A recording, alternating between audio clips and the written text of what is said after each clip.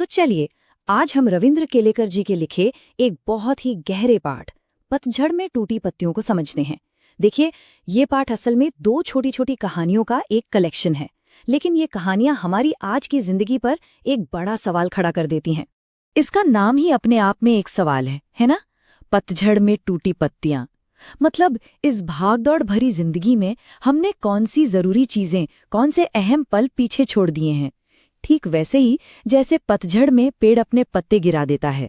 तो पहली टूटी पत्ती जिसके केलेकर जी बात करते हैं वो है हमारे शुद्ध आदर्श, यानी प्योर आइडियल्स। और इसे समझाने के लिए वो पहले हिस्से गिन्नी का सोना में एक बड़ा ही जबरदस्त उदाहरण देते हैं।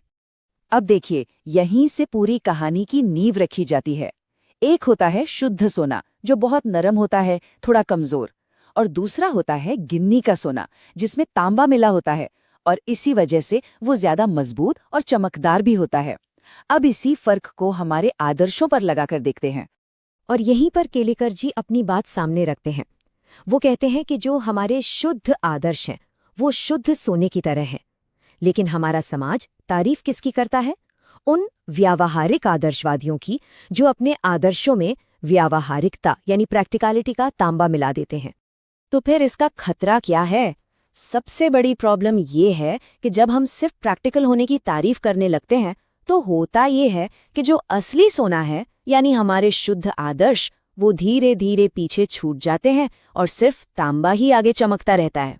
लेकिन इसका एक दूसरा पहलू भी है। केलेकर जी गांधी जी का उदाहरण देते हैं, जो बिल्कुल उल्टा करते थे। उन्होंने अपने आदर्शों से समझौता नहीं किया, बल्कि उन्होंने व्यावहारिकता में यानी तांबे में सोना मिलाकर उसकी कीमत बढ़ा दी। मतलब उन्होंने अपने व्यवहार को ही सोने जैसा कीमती बना दिया। और इससे एक बात बिल्कुल साफ हो जाती है, समाज को जो हमेशा टिकने वाले मूल्य हैं वो आदर्शवादियों से ही मिलते हैं, जबकि सिर्फ अपने फायदे के लिए काम करने वाले लोग यानी जो सिर्फ प्रैक्टिकल हैं वो समाज को नीचे भी गिरा सकते हैं। तो आदर्शों की बात तो हो गई। अब केलेकर जी हमारा ध्यान एक और टूटी पत्ती की तरफ खींचते हैं, और वो है वर्तमान का क्षण, यानी द प्रेजेंट मोमेंट। और यहीं से कहानी का दूसरा हिस्सा झेन की देन शुरू होता है।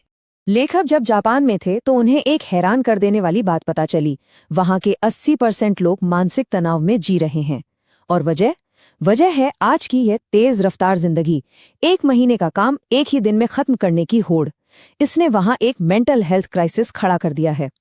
इसका कारण यह है कि जिंदगी में रफ्तार बहुत ज्यादा बढ़ गई है। ऐसा लगता है जैसे दिमाग के साथ किसी ने एक स्पीड का इंजन लगा दिया हो।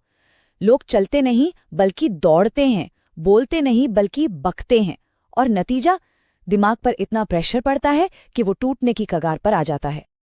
तो इस भाग दौड़ का इलाज क्या है? लेखक को इसका एक बड़ा ही अनोखा समाधान मिलता है। जापान की पारंपरिक चाय सेरेमनी, जिसे चानु यू कहते हैं, ये इस तेज रफ्तार जिंदगी को धीमा करने का एक तरीका है। ये सेरेमनी कमाल की है। इसमें हर काम बड़े ही आराम से, बड़े ठहराव के साथ किया जाता है, ताकि मन एकदम शांत हो जाए। और जरा सोचिए, चाय के सिर्फ 2 घूंट पीने की इस पूरी प्रक्रिया में जानते हैं कितना वक्त लगता है? 1.5 घंटा। और ये जो अनुभव था, ये लेखक को समय और जिंदगी के बारे में एक ऐसी गहरी सच्चाई का एहसास कराता है जिसे हम सब अपनी रोजमर्रा की जिंदगी में लगभग भूल ही चुके हैं। जैसे ही लेखक का दिमाग उस माहौल में शांत होता है, अंदर की जो भागा दौड़ी है, जो बकबक है, वो बंद हो जाती है। और तब उन्हें पहली बार बिना किसी डिस्टर्बेंस के वर्तमान का अनुभव होता है।